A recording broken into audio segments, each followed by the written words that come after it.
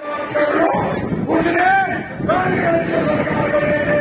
कन्याकुमारी में काश्मीर तक 15 करोड़ किसान बच्चों कर्जा माफ करवा के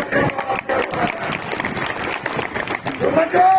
ये सब फायदा धर्मों का दे आदरणीय घूमर मोदी जी के भारी मंत्री का देश के संविधान भारतीय जनता पार्टी काय बने थे 400 पार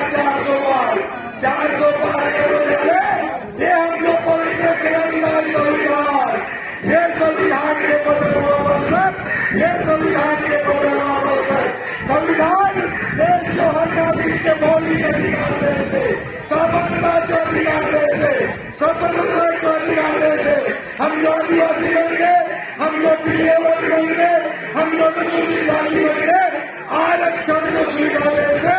आरक्षण को सुविधा भारतीय जनता पार्टी और बीजेपी जीत लिया है। ये संविधान खत्म होते ये संविधान